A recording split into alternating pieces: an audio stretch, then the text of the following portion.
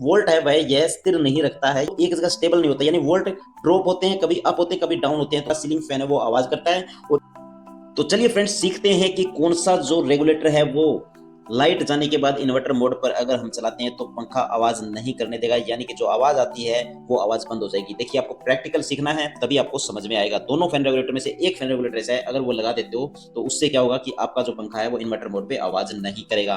देखिए सीखने के लिए क्या करेंगे, एक टेस्ट लैंप ले लिया हमने, दोनों वायर को आपको फैन रेगुलेटर के साथ कनेक्ट करें, यानी जैसे कनेक्शन होते हैं वैसे आपको दोनों फैन रेगुलेटर के साथ कनेक्शन करके दिखाने वाले हैं। इसके लिए दो मेन वायर ले लिए, यानी न्यूट्रल और फेस हमें कनेक्ट करना है। तो सबसे पहले क्या करेंगे, जो ब्लैक वायर है वो कनेक्ट कर लेते हैं, यानी पंखा जो होता है हमारा उसको न्यूट्रल के साथ कनेक्ट कर देते हैं। देखिए ऐसे आपको यहाँ कनेक्ट कर देना है और इसको लगा देंगे हम टेप, और जो फेज है वो निकलेगा हमारा रेगुलेटर के द्वारा। ठीक है, यानी कि आपको चेक करा रहे हैं। चेक कराने के लिए ये प्रोसेस देखिए बहुत ज्यादा जरूरी होती है। पहले हम इस डिमर का इस्तेमाल करके देखते हैं, जो कि जब हम बदलते हैं स्पीड कम और ज्यादा करते हैं तो यह आवाज नहीं करता है। इसको एक बार साइड में कर देते हैं। देखिए यहाँ पर हो गया। अब ये जो फैन रेगुलेटर है इसको कनेक्ट कैसे करोगे, दोनों वायर में से एक वायर जो फेस की है वो हम लगा देंगे, इस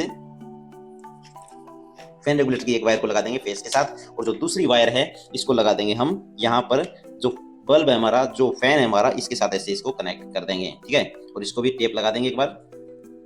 तो इस प्रकार से अभी हम ये जो फैन रेगुलेटर है इसके कनेक्शन हो गए पूरे।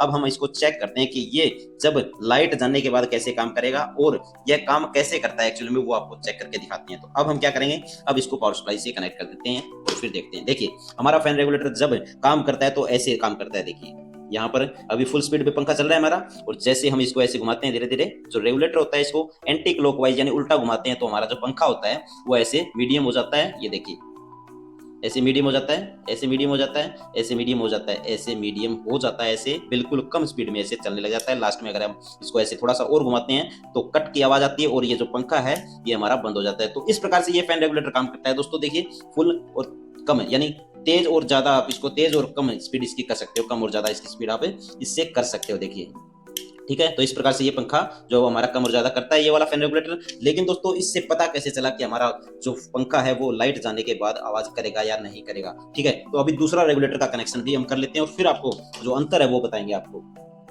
सो दोस्तों दूसरा जो फैन रेगुलेटर है, जो ऐसे कट की आवाज करने वाला फैन रेगुलेटर होता है, देखिए ऐसे ऐसे, उसको हमने यहाँ पर कनेक्ट कर लिया। देखिए कनेक्शन वैसे ही कर लिया सेम टू सेम, यानी कि जो पंखा होता है उसके कनेक्शन हमने कर लिए हैं। अब देखिए यह कैसे काम करता है वो आपको बताते हैं।